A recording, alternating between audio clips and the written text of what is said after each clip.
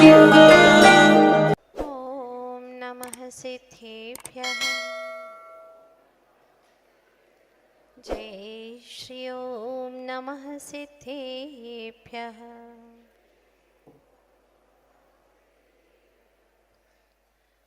वंदन हम करते मंगलमय वर्धमान स्वामी को,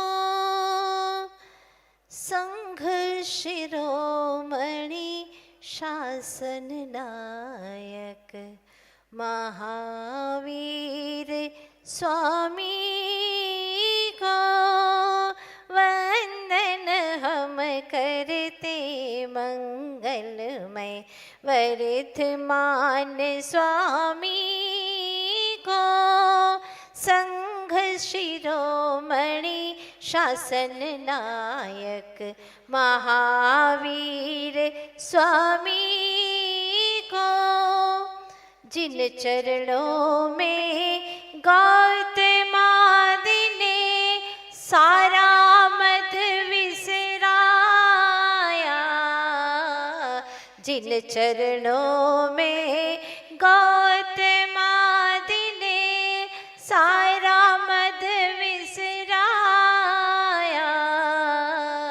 जिन चरणों में शतीन्द्रों ने झुक झुक शीश नवाया, उन चरणों में बलि बलि जाऊं, उन चरणों में बलि बलि जाऊं, धन्य मोक्ष वासी को वंदन हम करते मंगलमय विद्या सिंधु ज्ञानी को, संत शिरोमणि मुनि गणनायक, संत शिरोमणि मुनि गणनायक, धन्य ज्ञान सिंधु को वंदन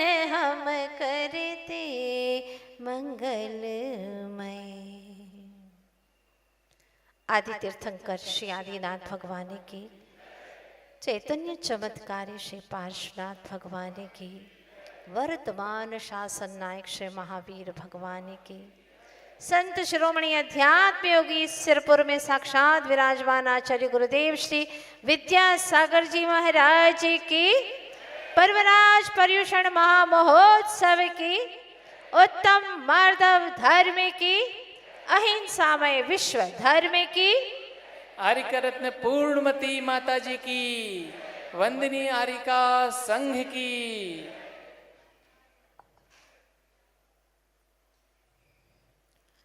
जब अनित्य भावना को पढ़ते हैं तो हमारे रोम रोम में विनश्वरता का भान हो जाता है। अहो चेतन, जो वस्तुएं नाशवान है उसका घमंड करके तूने मान के वशीभूत हो, अपने भगवान को नहीं जाना। कहाँ गए चक्री जिन जीता भरत खंड सायरा, कहाँ गए वह राम रु लक्ष्मण जिन रावण मारा, कहाँ कृष्ण रुक्मणी सत्यभामा अरु संबति सगरी, कहाँ गए वह रंग महल अरु सुवर्ण की नगरी, नहीं रहे वह लोभी कौरव झूझ मरे रण में, गए राज तज पांडव वन को अग्नि लगी तन में, मोह नींद से उठ रे चेतन तुझे जगावन को, हो दयाल उपदेश करे गुरु बारह भाग। कहाँ गए वो कहाँ गए, वो कहाँ गए, कहाँ चले गए? सब चले गए, कोई न बचा। जब बड़े बड़े एक से एक आला आला महापुरुष नहीं बचे तो तू कहाँ बचेगा, कहाँ बचेगा? जो बचने वाला है उसको तो जानता नहीं है, और जो बचता नहीं है उसको पकड़ पकड़ करके बचाना चाहता है। यहाँ तक कि शव हो गया है, शिव आत्मा निकल गई है, जीव आत्मा निकल गई है, उसको बांध करके ले जा रहे हैं और उसको पकड़ने के लिए दौड़ती है, मत ले जाओ मत ले जाओ। अरे वो तो चला गया, तुम जैसे पकड़ रही हो वो तो चला गया है, इसको पकड़ के क्या करोगे? नहीं जा सकते, तुम आगे भी नहीं जा सकते। कमला चलत न जाए, पेंड तक मरघट तक परिवारा। क्या संसार की नग्न वास्तविक दशा है, समझो चेतन, समझो। फिर भी विनाशिक वस्तुओं का, पर पर्यायों का, पर पदार्थों का अपने साथ में जोड़ बना करके, मान करके उन संयोगों को अपना मानता है, जबकि तेरे आत्म स्वभाव में संयोग का नामो निशान है ही नहीं। आज तक अनादि काल से मुझ आत्मा के असंख्य प्रदेशों में एक भी परमाणु का मिलन नहीं हुआ कि एक परमाणु आत्म प्रदेश रूप हो गया हो, आज तक नहीं हुआ। इस उदाहरण को समझ चेतन, समझ। चाहे सोने में कितनी ही चांदी मिला दो, पर मिला दो लगता है, पर चांदी तो चांदी है और सोना तो सोना है, वो एक में एक नहीं हो सकता। उसी प्रकार से तुझे लगता है कि ये संयोग है, ये वस्तुएं मेरी हैं। भाई, जब स्वभाव में संयोग ही नहीं तो संयोग के वियोग का दुख कैसा? यही तो अज्ञानता है। और इसी अज्ञानता के वश होकर के, मानी होकर के, अभिमानी होकर के अपने चैतन्य प्रभु आत्मा के स्वरूप का विस्मरण कर देता है, विस्मृत कर देता है। और इसी विस्मृति के कारण से अनंत काल से संसार के नाना दुखों की चपेट में आ रहा है।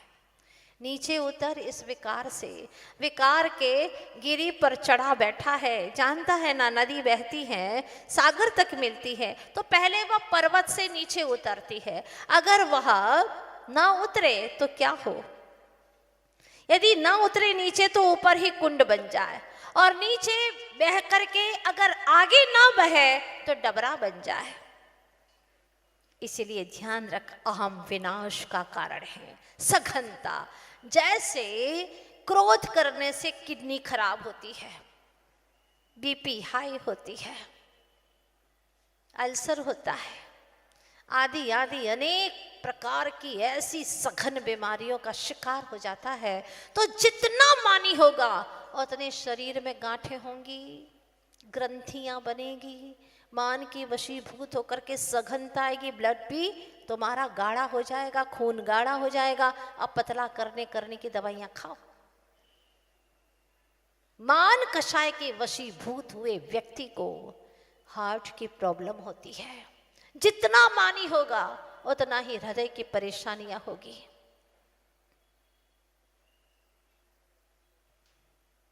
अवरोध पैदा करता है। जैसे मान भगवान से मिलने नहीं देता, ऐसे शरीर में भी खून का बहाव होने नहीं देता। ये प्रभाव पड़ता है इसका। किसका मान करते हो? अहंकार क्या आ रहा है कि मैं कुछ करने वाला हूं। और सूत्र है प्रकृति का, गुरुत्वात् अधः पतनम। जितना गुरुत्व होगा उतना अधः पतन होगा, और जितनी जितनी लघुता होगी उतनी उतनी प्रभुता प्रकट होती चली जाएगी। कभी सोचा आपने, अहंकार के वशीभूत होकर के मैंने कितने अपराध किए हैं? ये चार ही तो अनर्थ चतुष्टय हैं, अनंत चतुष्टय नहीं। हमारे अनंत चतुष्टय का घात करने वाले चार अनर्थ चतुष्टय हैं।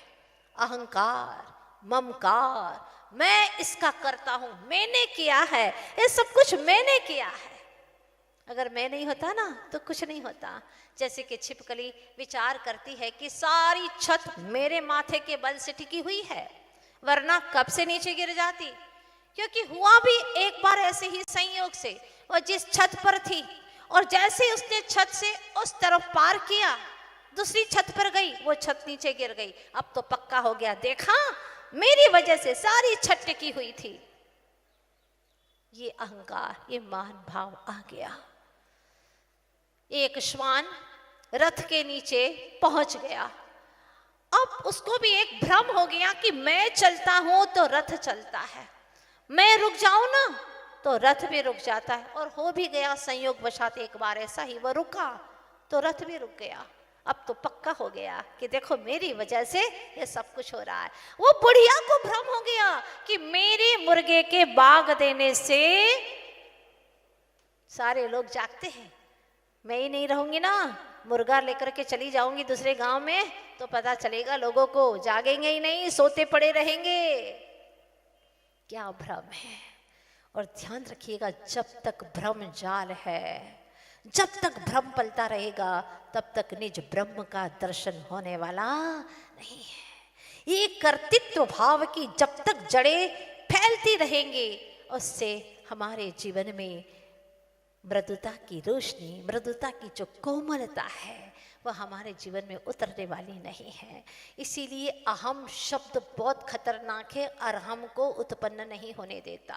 मैं हर वाक्य की शुरुआत में से, पर मैं है क्या जानते हो? नहीं, फलाना चंद हूं मैं। इस पर्याय के जोड़ से अपने आप को मैं मानता है, यही तो सबसे बड़ी गलती है।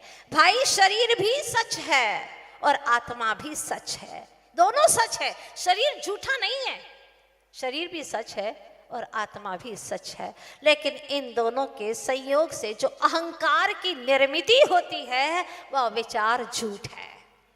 इन दोनों के संयोग से जो अहंकार का निर्माण हो रहा है, जैसे आप भी सच हैं और दर्पण में देख रहे वो दर्पण भी सच है,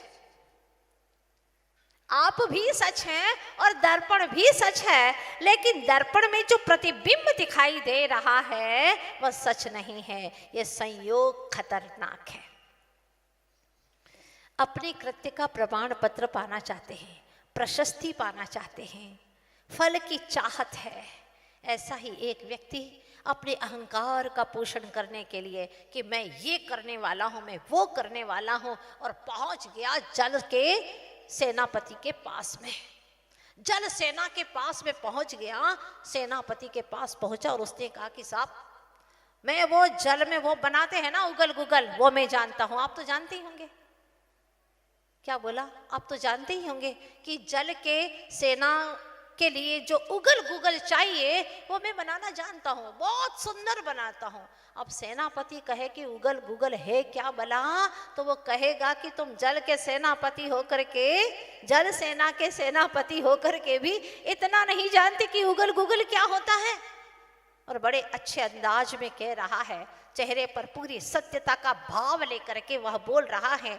शब्दों में भले ही वह जोर दे रहा हो, पर मन तो उसका गवाही दे रहा है, बेटा बहुत झूठ बोल रहे हो, अच्छा नहीं कर रहे हो। मन टोकता है। आप जब ग्राहकों के लिए कहते हैं कि भाई हमारे घर में 1000 में पड़ा है, तुम 800 में हम कैसे दे दें, तब तुम्हारा मन भीतर से कचोटता है, कहता है सेठ जी झूठ मत बोलो। मन तो कहता है, लेकिन बोलते चले जाते हैं, मान के वशीभूत होकर के, अहंकार के वशीभूत होकर के। क्योंकि अभी तुम्हें बहुत कुछ प्राप्त करना है, धन प्राप्त करना, और धन से तुम्हारे अहंकार का पोषण होने वाला है, इसलिए बोलते चले जाते हैं, बोलते चले जाते हैं। उसने भी यही कहा तो सेनापति ने कहा, अच्छा अच्छा ठीक है, वो उगल गुगल बनाना जानते हो?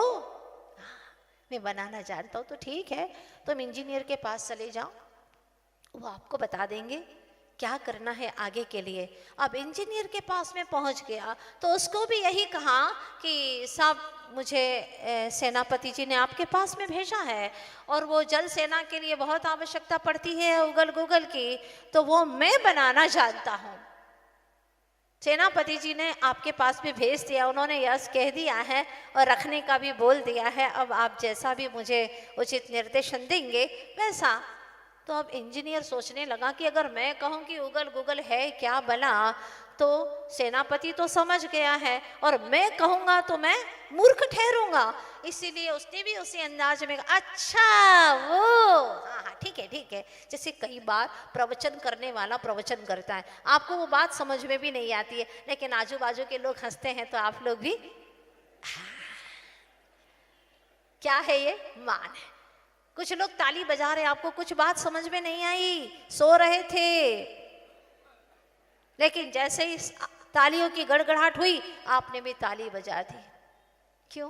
क्योंकि बजाना जरूरी है, नहीं तो लोग कहेंगे कि देखो तुझे कुछ समझ में नहीं आया क्या, इतनी अच्छी बात की तुझे समझ में नहीं आई। ये तालियां तुम्हारी बता देती है कि हमें भी बात समझ में आ गई है। मतलब मानी कहता है हम किसी से, ये बात, हम किसी से कम नहीं है। अगर तुम्हें सब कुछ समझ में आता है तो हमें भी सब कुछ समझ में आता है। मैं हूं ना, मैंने किया, मैं जानता हूं, मैं सब कुछ समझता हूं। कई बार अहंकार से भर करके कहता, अरे मैं सब पता है, मुझे सब पता है। ये वाक्य किसका हो सकता है? सर्वज्ञ का। मैं सब जानता हूं, ऐसा कौन कह सकता है? सर्वज्ञ ही कह सकता है। सर्वम जानाति इति सर्वज्ञ, जो सबको जानता है वो सर्वज्ञ है। क्या आप सब जानते हो? लोक अलोक चराचर सब कुछ जानते हो?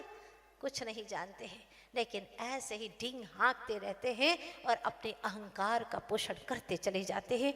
जैसे कि एक कुशल अभिनेता, श्रेष्ठ कवि भी था और नाटककार भी था, उसकी अचानक मृत्यु हो गई।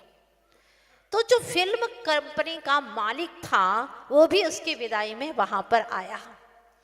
संवेदना प्रकट करते हुए उसने कहा, शव पड़ा हुआ है कि इसे अभिनेता बनाने वाला मैं ही हूं।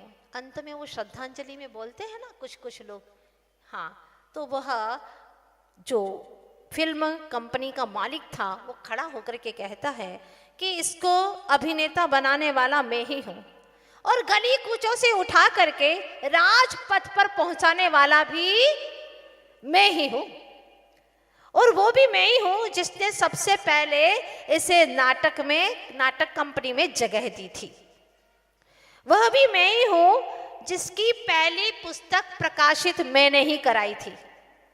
अरे वो भी मैं ही हूं कि इसकी पहली फिल्म मैंने ही बनाई है, जिसके कारण धरती पर इसका इतना यश फैला है, इतना फेमस हुआ है। मालिक इतना ही कह पाया था कि कहती है ये कहानी कि वह मुर्दा अर्थी से उठ बैठा और वह बोला कि इस धरती में किसको गाड़ना, मुझे गाड़ना है कि आपको बताओ पहले। हाँ, अब बर्दाश्त नहीं होता, मेरी प्रशंसा करो। अपनी प्रशंसा मैं किए जा रहे हो, तुम्हारा ये मैं का शोर मुझसे बर्दाश्त नहीं होता।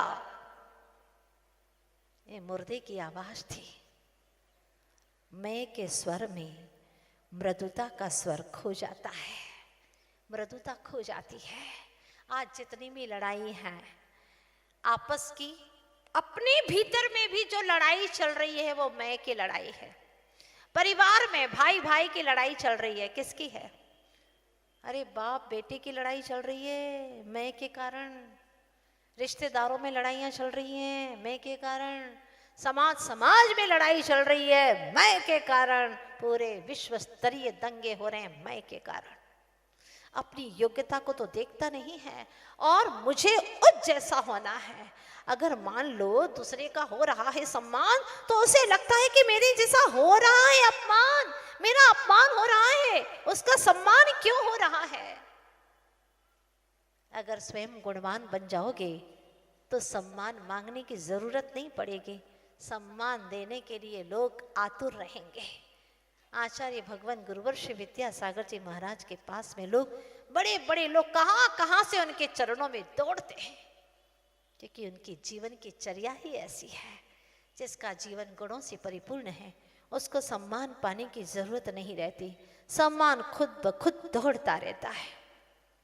तो ये निश्चित बात है कि जब भी अभिमान किया है तो अभिमान की ताकत महान को भी पलट करके रख देती है और उसको बिल्कुल निम्न स्तरीय बना देती है। किस्मत, भाग्य, ये सब व्यक्ति के पुरुषार्थ पर अधीन होते हैं। और पुरुषार्थ का मतलब है सहज सरल भाव से वह पुरुषार्थ करे। जितना जितना मान होता है वह विशेष बनना चाहता है, सामान्य नहीं बन पाता। और व्यक्ति अगर सामान्य बना रहता है तो अपने आप ही विशेष हो जाता है। विशेष बनने की इच्छा में नहीं रहा सामान्य। प्रभु, हे प्रभु, क्या कहूं मैं अपने भीतर की पीड़ा। विशेष बनने की तमन्ना में मैं सामान्य भी न रह पाया। और आचार्य भगवान कुंद कुंद स्वामी कहते हैं, अगर विशेष बनने के ख्वाब है तुम्हारे तो ध्यान रखो, तुम सामान्य भी नहीं रह पाओगे, साधारण बन जाओगे। साधारण का मतलब यह है कि एक केंद्री में चले जाओगे, वो निगोदवासी हो जाओगे। हम तो नहीं रह सकते अपने माँ पिता के साथ में, अपने माता पिता के साथ में नहीं रह सकते, स्वतंत्र स्वच्छंद होकर के घूम फिर नहीं सकते, अलग हो जाते हैं। यहाँ जनक जननी बड़े बड़े ही उपकारी उनके साथ में भी रहना नहीं चाहते, तो ध्यान रखना। यहाँ अकेले अकेले रह रहे हो और वहां पर जब जाओगे मरण करके हाथों के बीच में रहना पड़ेगा। मतलब नारकियों के बीच में, असंख्यात नारकियों के बीच में रहना पड़ेगा। और सघन पाप किया है तुमने जनक जननी को रुला रुला करके, तो अब तुम्हें जो शरीर देने वाले थे उसमें निमित्त पड़े थे। अब तुझे ये शरीर भी अकेले को मिलने वाला नहीं है। एक शरीर में अनंत को रहना पड़ेगा। अनंत अनंत जीव, निगोदिया जीव एक शरीर में रहते हैं। एक शरीर में एक कीड़े का शरीर कितना छोटा सा दिखता है, उसके अंदर में अनंत निगोदिया जीव भरे ठसे पड़े हैं।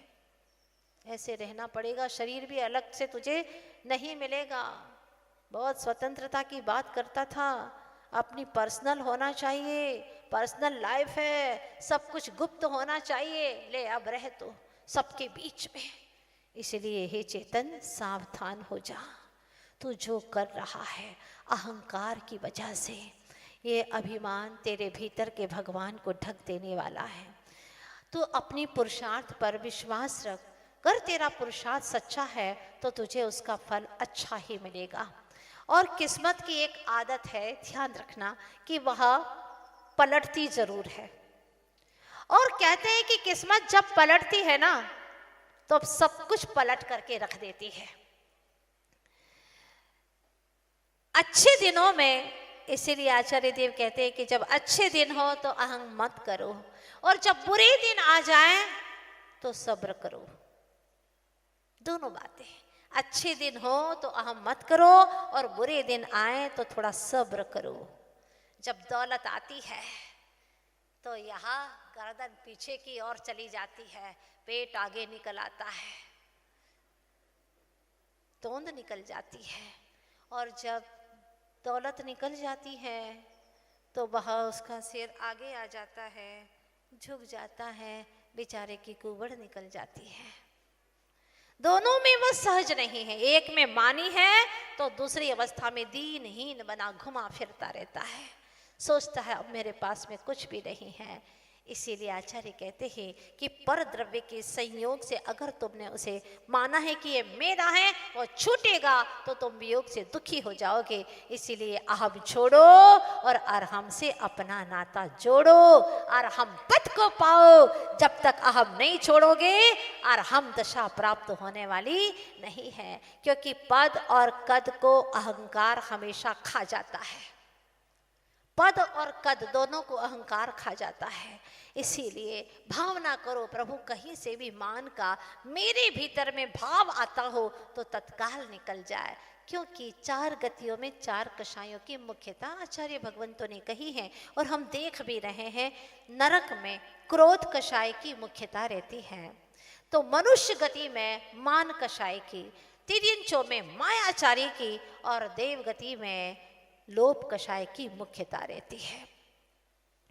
अहंकार में सोचता है कि हाँ मैं कुछ कर रहा हूं, और गुरुत्वात् अधःपतनम, उसका अधःपतन होता है। अरे भाई, बेटे ने अपने कर्म से तेरे घर में जन्म लिया है और जैसे ही बेटा हुआ चाल बदल गई। क्या बात है, क्या तूने उसको जन्म दिया है? हाँ, अगर तू जन्म दे सकता तो 3 बेटियां क्यों जन्मी हैं? बताओ ना, तू जन्म नहीं दे सकता।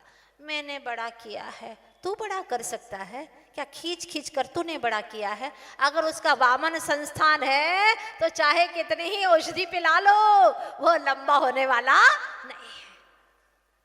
वरना औषधियां पिला पिला करके कोई बोना रहता ही नहीं, जोकर वगैरह होते ही नहीं ऐसे। लेकिन ये अपना अपना कर्म का उदय है। सबको तू अपना पालनहारा मानता है, तू किसी का पालनहारा नहीं है। इसीलिए तू जाननहारा बन, सिर्फ जाननहारा बन। एक कर्म का संयोग प्रत्येक जीवों का अपना अपना है। और मजे की बात देखो, क्या वजनदार बात कही कुंद कुंद स्वामी ने कि कर्म तुझ में रह कर के भी तुझसे बिल्कुल भिन्न है, कर्म का स्वरूप भिन्न है। क्या बात कही है, तो भले मान ले इसे अपना। पर पदार्थों को तुम अपना कहते रहे, पर कभी ये तुम्हारे हुए ही नहीं, पर कभी ये तुम्हारे हुए ही नहीं। तू अनादि से कर्मों के संग रहा, पर कभी ये तुझे तो छुए ही नहीं, पर कभी ये तुझे तो छुए ही नहीं। क्या सत्य का दर्शन कराते हैं। जब कर्म तुझे नहीं छू रहे हैं तो कर्म जिन वस्तुओं को दे रहे हैं, शरीर, धन, दौलत, मकान, परिवार, ये सब कुछ दिलाने वाला तो कर्म है। जब कर्म तेरा नहीं, जब कर्म से तेरा संयोग नहीं, कर्म जब तुझसे छूते नहीं, तो ये वस्तुएं तेरी कैसे हो सकती हैं? बता चेतन, तय कर आज इसको। लेकिन फिर भी इंसान मान की वजह से हर किसी को नजरों में गिराना चाहता है। तुम चाहे कितने भी कोशिश करो, अगर उसका पुण्य प्रबल है तो कोई गिरा नहीं सकता, ये निश्चित बात है। ना किसी के कदमों में, ना ही किसी की नजरों में। जैसे राजा चेटक की पुत्री चेलना, और इधर से है राजा श्रेणिक। मैं राजा हूं, मैं राजकुमार हूं, तो मेरी रानी भी राजकुमारी होना चाहिए। बस इस अहंकार के वशीभूत होकर के राजा चेटक की पुत्री चेलना के साथ में विवाह कर दिया। मान के वशीभूत होकर के मायाचारी आ गई और उन्होंने मैं जैन धर्म को मानता हूं ये कह करके विवाह करवा लिया। अब विवाह तो कर लिया, विवाह करके ले आए, लेकिन जैसे ही रानी चेलना राजगृह में आती है और वहां का नजारा देखती है तो सोचती है ऐसी विधर्मी पति के साथ में विवाह करने से तो अच्छा था कि मेरी मृत्यु ही हो जाती। हे भगवान, ये दिन क्यों देखना पड़ रहा है।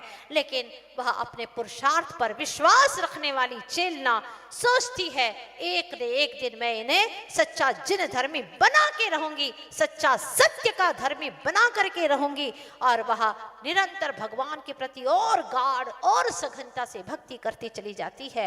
एक दिन उसे पता चला कि दिगंबर जैन निर्दोष साधु के ऊपर उसने घोर उपसर्ग किया है और 500 शिकारी कुत्तों को उनके ऊपर छोड़ दिया है।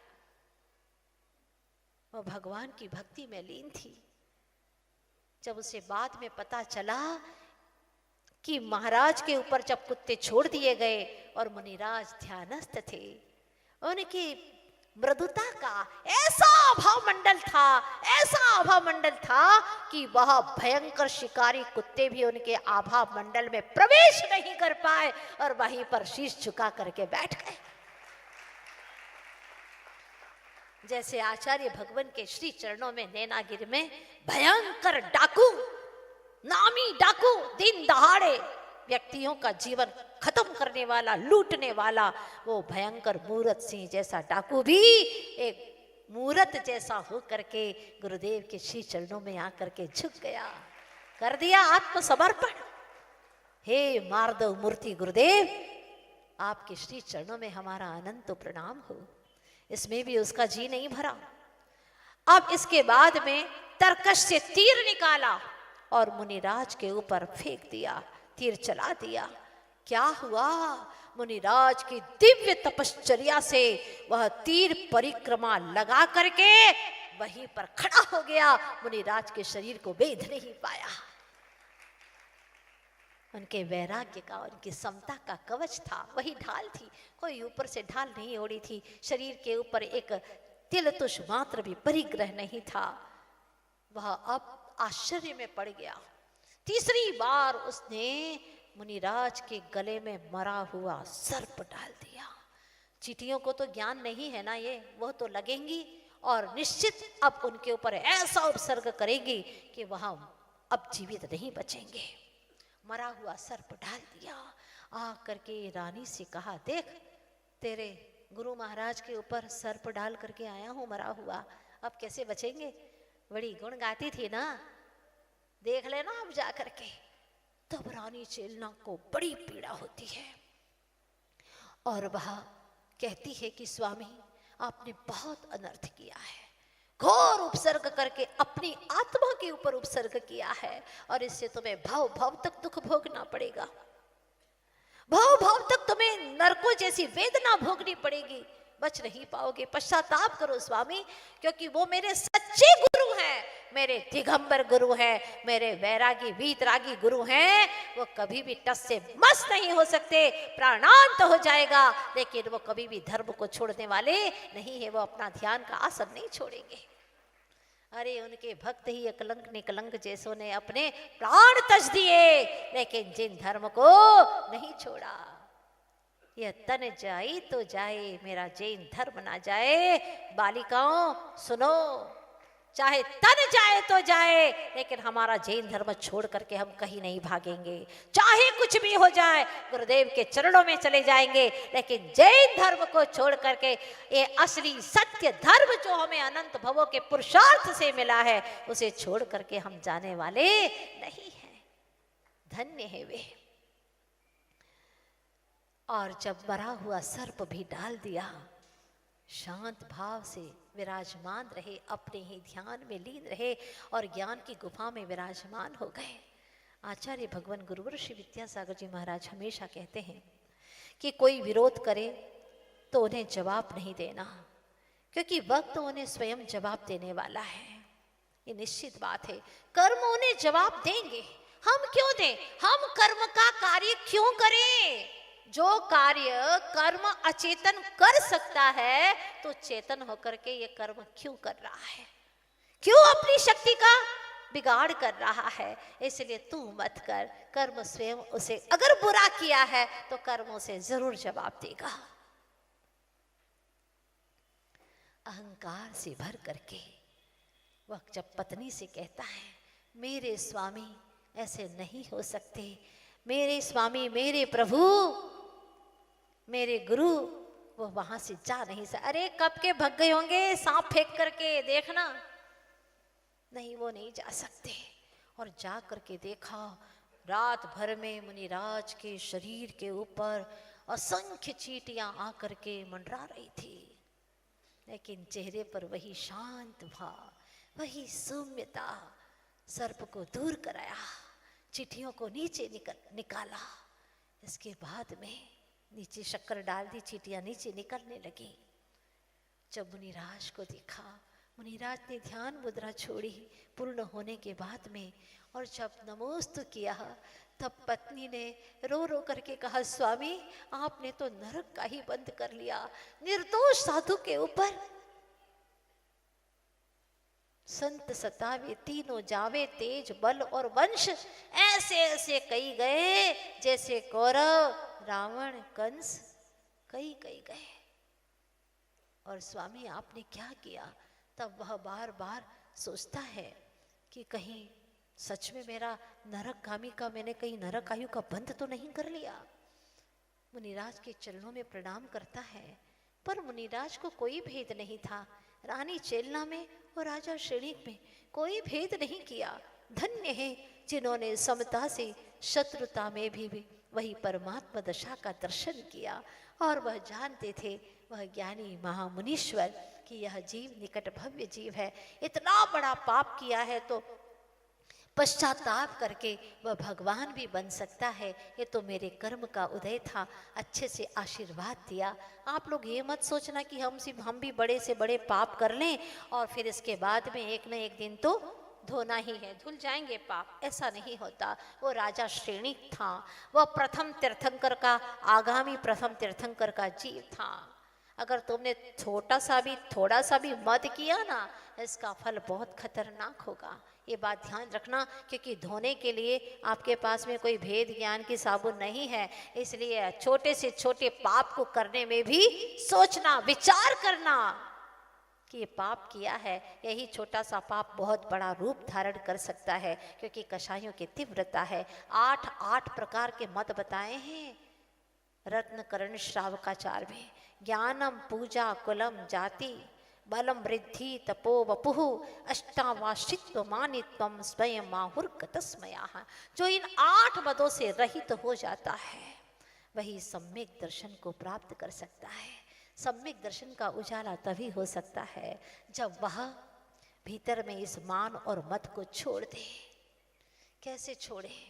छोड़ा नहीं जाता, क्योंकि मैं करता हूँ, मैंने ये किया, ये भाव तो आता ही है। कहाँ से आता है? आप सोचते हैं तभी तो आता है ना।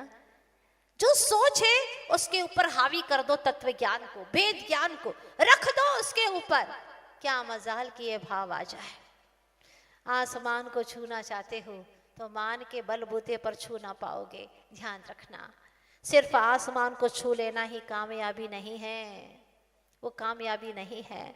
असली कामयाबी तो तब मानी जाती है कि इधर आसमान भी छू लो और पांव भी तुम्हारे जमीन पर रहे, तो समझ लेना कि तुमने कामयाबी हासिल कर ली है।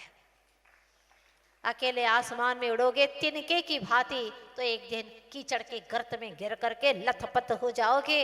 इसलिए अकेले आसमान में मत उड़ो, अपनी जमीन को, अपने पैरों को जमीन पर रहने दो, नहीं तो फुटबॉल जैसी स्थिति हो जाएगी। फुटबॉल के अंदर हवा भरी जाती है और लोग सारे उसको लात मारते रहते हैं। बस ऐसी ही दशा है।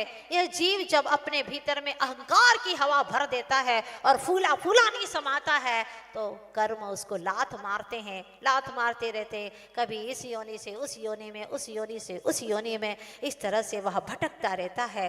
ध्यान रखें, हमने आज तक पर द्रव्य का कुछ नहीं किया। ये महत्वपूर्ण सूत्र हमें ध्यान रखना है। और कुंद कुंद महाराज इसी बात को स्पष्ट रूप से कहते हैं कि तूने आज तक किसी भी पर पदार्थ का रंच मात्र भी कुछ नहीं किया। एक गाथा में उन्होंने लिखा है, परम अपाणम कुवम अपाणम पिय परम अकुवंतु सोनाणमो जीवो कम्माणम अगारगो होती। जो ज्ञानी जीव है वह हमेशा यही विचार करता है, मैं पर का करता नहीं और पर मेरा भी करता नहीं। ऐसे ज्ञानी जीवों को प्रणाम हो जिनके भीतर में बात जच गई है, जिनके भीतर में बात बिल्कुल स्थिर हो चुकी है। और जो स्थिर कर देता है वही विनयमान होता है, वही नम्र होता है। क्योंकि जब मैं कुछ कर ही नहीं सकता, आपने ये किया वो किया, आपने बहुत अच्छा किया, भैया हम कुछ नहीं कर रहे हैं। कोई कुछ नहीं कर सकता किसी के लिए। आप सब आते हैं तो अपने अपने पुण्य भाव से आते हैं। बोलो सच बात है कि नहीं? अगर कोई एक बुला सकता तो सारे ही पूरे नगर को बुला लेता। क्यों नहीं बुला पाया? क्योंकि उन जीवों का पुण्य ही नहीं है, वो नहीं आ पाए। आपने अपने पुण्य भाव को जोर दिया, उद्घाटित किया, अपना पुरुषार्थ किया, तो आज यहां तक आ गए। फिर आगे कहते जदि सो प्रदवाणी करीचनी मेण तम मोहज। क्या बात कहते, अगर तूने मकान बनाया है, अगर तूने रोटी बनाई है, ये बनाया मैंने, वो बनाया, अगर ये सोच रहा है तो फिर तो उसमें तन्मय हो जाना चाहिए, उस रूप हो जाना चाहिए। जैसे कि माटी ने घड़ा बनाया तो माटी घट रूप हो गई ना, वैसे तू भी उस रूप हो जाना चाहिए, मकान रूप हो जाना चाहिए, तब मोहज उस रूप हो जाना चाहिए। इससे स्पष्ट है। आगे जाकर के कहते हैं कुंद कुंद महाराज, जीवो न करे दिघड़म ने पड़म ने वशेष गे दब्बे। जीव न घट बनाता है, ना पट बनाता है, कुछ नहीं करता, कर भी नहीं सकता, वो तो मात्र भाव का करता है। क्या करते हो तुम? भाव। तुम सिर्फ भाव करते हो, चलो दलाल बाग जाना है। भाव किए, और भाव करते ही शरीर ने भी तुम्हारे साथ में, क्योंकि शरीर एक क्षेत्रावगाही है आत्मा से, तो आत्मा ने भाव किए कि चलना है, चलने के भाव किए तो शरीर चल दिया। कब तक चलेगा शरीर? जब तक आत्म राम बैठा है। आत्म राम निकल गया तो फिर शरीर चलने वाला। सारी महिमा किसकी? भाव करने वाले की महिमा है। अब मैं आपसे पूछना चाहती हूँ, एक और आत्म राम है और दूसरी तरफ सारा जगत है, आप किसको चुनना चाहेंगे? चॉइस तो बहुत अच्छी है आप लोगों की। आत्मा को चुनना चाहेंगे और दूसरी तरफ सारा जगत है, ये मेरा वो मेरा। क्या चाहते हो तुम? मुझे तो एक अकेला चेतन आत्मा, पावरफुल आत्मा, महाशक्तिशाली, औरों की शक्ति से मेरा कुछ भी काम होने वाला नहीं है। मेरा काम तो मुझसे ही होने वाला है। एक तरफ श्री कृष्ण जी खड़े हैं, दूसरी तरफ सारी सेना खड़ी है। पहले पूछा कौरवों से, मांगो क्या चाहिए तुम्हें? पांडवों से पूछेंगे तो फिर विवाद हो जाएगा। बताओ तुम ही क्या चाहिए? और पता था उन्हें, श्री कृष्ण जी को पता था कि इनकी बुद्धि कैसी है। उन्होंने आपस में सलाह की, मशवरा किया और आखिर यही तय किया कि अकेले कृष्ण जी को मांग के क्या करेंगे, उन्हीं की सेना मांग लेते। अक्षौणी सेना है, वो मांग लेते हैं, जरूर अपनी विजय होगी। भूल कर बैठे मान कषाय के वशीभूत होकर के, और एक अकेले कृष्ण इधर, 5 पांडव, अर्जुन का सारथ्य किया उन्होंने। दिशा निर्देशक अच्छा हो तो उसको कभी भी इधर उधर गतियों में भटकने नहीं देगा। अगर हमारा सही निर्देशक है गुरुवर आचार्य श्री विद्यासागर जी महाराज, मेरे जीवन के दिशा निर्देशक हैं, हर पल मेरी नजरों में रहते हैं। कहीं से भी परिणाम कहीं इधर उधर ना हो जाए, अशुभ में न चले जाए, मेरी नजरों में रहते हैं गुरुवर। बहुत अच्छे दिशा निर्देशक मिले हैं मुझे अनंत काल के बाद में। बहुत ही धन्य भाग्य है मेरा, सच में। तो वैसे ही हुआ महाभारत में भी, यतो कृष्ण ततो जया। जहां कृष्ण है वहीं पर विजय का नगाड़ा बज गया। और उधर वो अनर्थ चतुष्टय में पड़े रहे, अहंकार में, ममकार में, ये मैं, मेरा, मैं इसका करता, मैं इसका भोगता। अगर तुम पर के करता हो तो पर के भोगता भी हो, ये नियम है। यह करोति सएव करता, यह करता सएव भोगता। जो करता है वही उसका भोगता है। अगर तुम करते हो, किसी को सुखी करते हो, तो उसके सुख के भोक्ता भी तुम होगे। सीधा सा सिंपल एक नियम है, सूत्र है। अगर तुम उसके दुख के करता हो तो तुम भी दुख का वेदन करोगे। कोई तुम्हारे लिए दुखी कर रहा है तो वह भी तुम्हारे लिए, जो दुखी कर रहा है ऐसा मानते हो, तो वो भी दुख का वेदन करेगा। दोनों ओर से निज को पर का करता जान, पर को निज का करता मान। स्वयं का भान आज तक नहीं हुआ। हे प्रभु, इसीलिए जीव संसार में भटकता रहा। लेकिन अब हमें यहाँ मार्दव धर्म प्राप्त हुआ है, मृदोह भाव मार्दवम, जो कि मन की कर्कशता को, क्रूरता को, सारी कठोरता के कचरे को बुहार करके अलग कर देता है। तो ये इस सारे दुर्गुणों को बुहारने वाली बुहारी का नाम है मार्दव धर्म। माता जी जानते तो हम सब कुछ है, लेकिन क्या करें, सबके सामने सासू माँ डांटती है, चिल्लाती है, सहन नहीं होता। यही तो अभिमान है, यही तो मान है। सबके सामने तो न डांटे, सबके सामने डांटा, हमें सबके सामने डांटा। ये जा करके 25 बहुओं से जा करके मंदिर में बता दिया। सच बताओ, सच के सामने, सबके सामने तुमने कहा था इतना तो सासू माँ ने कहा ही नहीं था, उसने तो 4 के ही सामने कहा था और तुमने 2500 के सामने कह दिया। आचार्य भगवान कहते हैं कि सेल्फ रिस्पेक्ट दो। अगर तुम स्वयं अपने आप को रिस्पेक्ट नहीं देते हो, सेल्फ इमेज को नहीं पहचानते हो, तो और कौन पहचानेगा? स्वयं तो पहचानो। उसने तो एक ही बार कहा और तुमने 20 बार कह दिया। उन्होंने मुझे ऐसी गाली दी थी, देखेंगे, ऐसा उन्होंने कहा था। अरे जैन धर्मियों, आज से अपने साधर्म के प्रति कभी भी विवाद का भाव मत रखना, नहीं तो तुम्हारा 10 धर्म मनाना व्यर्थ हो जाएगा। चाहे कितने ही तिलक लगा लो, घंटियां बजा लो, पूजन पाठ कर लो, चाहे कितना दान कर लो, लेकिन दान के साथ में अगर मान है तो तुम्हारे जीवन में निष्फलता ही हाथ लगेगी, माइनस मार्किंग और हो जाएगी। इसीलिए बनिए के बेटे हो, घाटे का सौदा मत करो, जिसमें लाभ है वो ही कार्य करो। इतना तो आप लोग जानते ही है ना कि अपन घाटे का सौदा कभी नहीं करते। अपने दिमाग को खाली रखो मान से। क्यों बार बार याद कर रहे हो? खाली रखने का अभ्यास ही वास्तव में मृदुता की ओर ले जाता है। और जब खाली रखोगे दिमाग को, तो अपने मन के भीतर में क्या चल रहा है उसे चेक भी कर पाओगे। जैसे सीनियर होता है ना, तो वह राउंड करके चेक कर लेता है, उसी प्रकार से हमें मन को चेक करना है। आप सबके मन से बात कर सकते हैं, ऐसा कहते हैं ना, हमसे बिल्कुल मन से बात करते हैं, तो अपने मन से बात क्यों नहीं कर सकते? थोड़े शांत हो जाओ, ये सारी बातों को हटा दो अपने दिमाग से। ठीक है, अभी भूल जाते हैं, धर्म सभा में बैठे हैं, लेकिन बाहर जाएंगे फिर बताएंगे। बात तो वही है ना, इकट्ठा करके बारूद रख रहे हो तो यह जरूर किसी न किसी के ऊपर निकलेगा, बारूद फूटेगा, और जब फूटेगा तो जिसके हाथ में वो तो पहले ही जलेगा। इसलिए सावधान हो जाओ। आज तो यह मान एक ऐसी खतरनाक चीज हो गई है कि एक व्यक्ति ने कहा, माता जी और सब चलेगा, कोई बात नहीं, लेकिन नाम हमारा कम से कम 3 बार तो आना ही चाहिए। 3 बार तो कम से कम हमारा नाम बुलवाना ही चाहिए। 3 दिन का प्रोग्राम है तो 3 दिन तो नाम आना ही चाहिए हमारा। मैं सोचती रही कि वास्तव में अगर मनुष्य को 10 दिन भोजन न मिले तो तरोताजा रहता है, बशर्ते है कि मान सम्मान मिलता रहे। आज मानव की डाइट बन गई है, मान सम्मान प्राप्त करना एक उसकी डाइट बन गई है। क्या खतरनाक स्थितियों में जीता है भाई। जब आप शीश झुकाओगे ईश के चरणों में तो आशीष मिलेगा।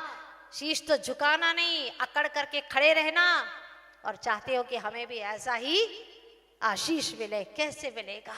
अंदर से अकड़ को छोड़ दो, क्योंकि अकड़ खास मुर्दे की पहचान है, झुकता वही जिसमें कुछ जान है। आचार्य भगवान कहते हैं, झुकना सीखो, मिटा दो अपनी हस्ती को, अगर कुछ चाहते हो तो मिटा दे अपनी हस्ती को, अगर कुछ मर्तबा चाहे कि दाना खाक में मिलकर गुले गुलजार होता है। दाना खाक में जब मिल जाता है तभी तो वह गुलजार होता है। तो एक बार तो ये तय करना होगा कि मुझे अब अ से ह तक की सारी वर्णमाला पढ़ ली, इसमें सब कुछ आ जाता, अ ह अ हम, अ से लगा करके ह तक सारी वर्णमाला इसमें आ जाती है। और जो अहम है वह अ यानी आत्मा का, हन यानी हंता होता है, मिटाने वाला होता है, विनाश की ओर ले जाने वाला होता है। आत्मा का कभी विनाश नहीं होता, लेकिन उसको विनाश की ओर ले जाने वाला होता है। इसीलिए ध्यान रखें, मान का ज्ञान तो हो, लेकिन ज्ञान का मान न हो। और जितने भी भौतिक संयोग है उससे हमारा मन कभी प्रभावित नहीं हो, क्योंकि सारे संयोग क्षण भंगुर हैं।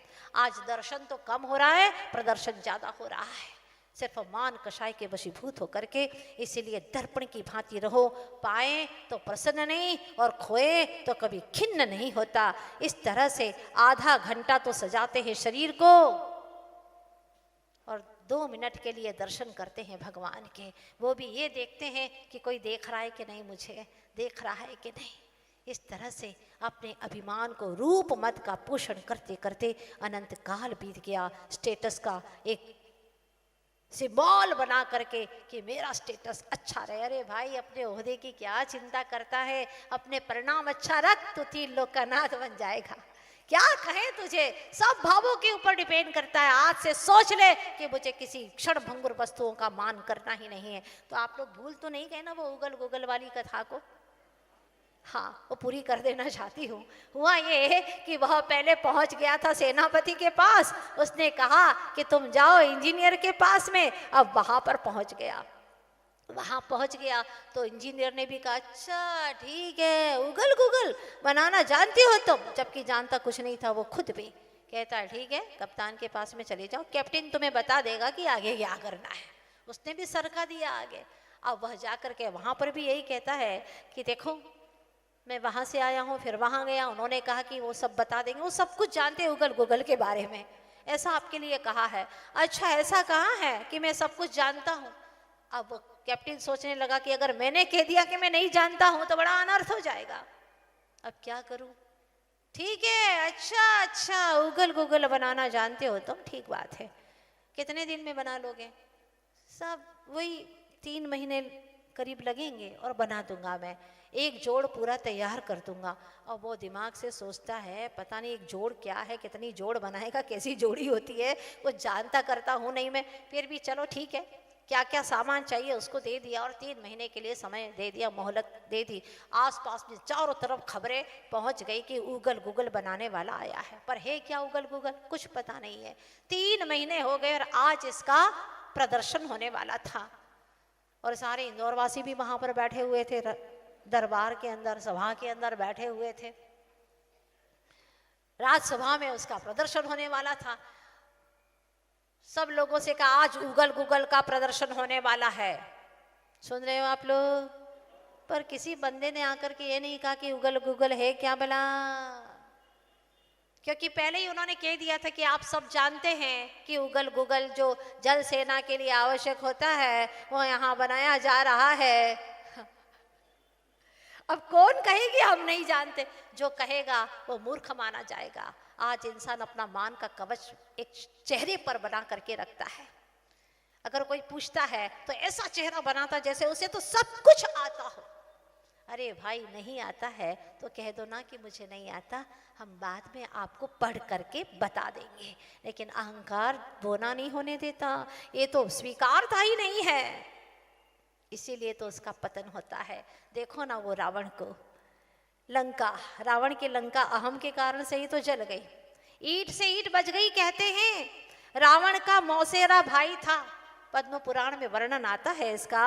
और उसका भाई था इंद्र, नाम रखा था उसने इंद्र। काफी अहम था उसे, रानी का नाम भी उसने शची रख दिया। लेकिन रावण का मौसेरा भाई, लेकिन जब उसको जीत लिया रावण ने तो उसको झाड़ू लगाने के लिए मजबूर कर दिया। रावण का अहंकार अलग था। रावण ने अहंकार तोड़ा इंद्र का, और रावण का अहंकार टूटा किसने? रामचंद्र जी। इधर से लक्ष्मण जी भी थे। और अहंकार क्या था कि मैं सीता को नहीं लौटा सकता। बात, सवाल सीता का नहीं था, सवाल तो मान का था। मैं ऐसे ही नहीं लौटाऊंगा, और आखिर वह हार गया। कितने उदाहरण हैं ऐसे। अभी आपने राजा क्षणिक का सुना, पवनंजय का, मान कषाय के वशीभूत होकर के ओहो ब्याह करके तो ले आया, लेकिन 22 वर्ष तक इतनी यातनाएं दी कि उसको कभी भी अपने पास फटकने नहीं दिया। 22 वर्ष तक विवाहित होते हुए भी कुंवारी जैसी वह रही अंजना। तभी तो लोगों को लिखना पड़ा, तकदीर से लड़ाई इंसान की, ये कहानी है जी सतियों के शान की। 22 वर्षों के बाद आई अंजना की याद, युद्ध छोड़ के पवन मिलने आ गए। एक दिन का वो मिलाप बन गया था अभिशाप, घड़ी आई अंजना के इम्तिहान की। ये कहानी है जी पद्म पुराण की तकदीर से। लेकिन अंजना कितनी मृदु स्वभावी थी, उसने अपनी मृदुता को नहीं खोया, निरंतर भगवान का दर्शन पूजन भक्ति करती रही और अपने कर्मों का क्षय करती रही। धन्य है वह। अब आप लोगों को भी उगल गुगल की बात पूरी कर दूं। मैं सोच रही थी इतने बीच में कि कोई तो बोल दे कि माता जी आखिर ये उगल गुगल है क्या, लेकिन आप लोग भी चुप बैठे रहे, जैसे कि सेनापति इंजीनियर कैप्टन चुप बैठा था। कौन बोले? जो बोलेगा वही मूर्ख समझा जाएगा। कौन बोले? क्या आप सब लोगों को पता है उगल गुगल क्या होता है? नहीं पता। देखो सब लोग गर्दन हिला रहे हैं, लेकिन कौन बोले? सच्ची बात ऐसी है, जब उगल गुगल बाहर आया तो सब लोगों ने देखा, क्या देखा? 2 टीन के डब्बे थे और उसने उनको बताया, देखो देखो ये उगल गुगल कितना अच्छा बना है। अब बेचारे क्या बोलते? क्या बोले? पानी में डाला उगल, पानी निकाला गुगल। पानी डालो तो ऐसी आवाज नहीं आती है, खाली टीन के डिब्बे में उगल गुगल उगल गुगल। हे भगवान, माथा पकड़ लिया। अच्छे अच्छे बुद्धिमान भी मान के वशीभूत होकर के ऐसी दुर्दशा को प्राप्त हो जाते हैं, लुटा देते हैं, अपना जीवन धन लुटा देते हैं। इसलिए सावधान हो जाओ। आचार्य भगवान कहते हैं कि ये मान कषाय से जीव आज तक सुखी नहीं रहा, तो हमें मान कषाय को मिटाना है। आज से बहुत सफल प्रयास करेंगे, कम से कम साधर्मी के साथ में कोई भी ऐसा मान कषाय के वशीभूत होकर के ऐसा अहंकार नहीं करेंगे अथवा उसको नीचे गिराने की कोशिश नहीं करेंगे, ऐसे वाक्य नहीं बोलेंगे। इसके लिए कुछ सूत्र देना चाहती हूँ। अपने से बड़ों के प्रति सम्मान रखेंगे, एक सूत्र। दूसरे के गुणों को ग्रहण करेंगे, ये नहीं कह रहे इसमें कुछ नहीं है। अगर अपना हो तो उसकी गलती भी माफ करके, जरा सा भी गुण हो तो बड़ा चढ़ा करके कहते हैं। तो कभी ये नहीं कहेंगे कि इसके अंदर गुण नहीं है, यानी कि थोड़ा सा भी गुण है तो उसे हम ग्रहण करेंगे। तीसरी बात, जो जगत के संयोग हैं उसको हम नश्वर मान करके ही रहेंगे। ये सारे संयोग नश्वर है।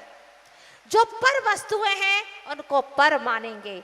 और अंतिम सूत्र है विनम्रता, मात्र विनम्रता, वो हमारे जीवन का आदर्श रहेगी। आज से, अभी से बस हमारे जीवन में उत्तम मृदुता का भाव जरूर आएगा। इसीलिए अंत में यही कहती हूँ, नमोकार मंत्र आप लोग पढ़ते हैं, 5 बार नमो नमो नमो करते हैं। 5 बार करते हैं ना। पहली बार जब नमो बोलते हैं तो आप परिणामों से निर्मल हो जाते हैं। दूसरी बार नमो पढ़ते हैं, नमन करते हैं, अहंकार का वमन होने लगता है। तीसरी बार नमो बोलते हैं, झुक करके बैठने को तैयार हो जाते हैं। चौथी बार नमो बोलते हैं, हाथ जोड़ करके झुकने को तैयार हो जाते हैं। और 5वीं बार नमो में पूरी तरह से समर्पित हो जाते हैं। इसलिए गुजारिश है आप सभी से, अहंकार की कार में बैठने से प्रभु के द्वार पर कभी नहीं पहुंच पाओगे। इसीलिए फसल उगाओ मन के खेत में, महामंत्र के नाम की, अपनी सीट सुरक्षित कर लो सीधे शिवपुर धाम की। अपने मन के खेत में नमोकार की, बस उसी के नाम की आपको फसल उगाना है, न कि मान की। मान को काटना है। आज तक जो फसलें आई वो हमारे जीवन को तहस नहस करने वाली, उसको हम खत्म करेंगे और 24 घंटे के लिए एक छोटे से नियम का पालन करेंगे।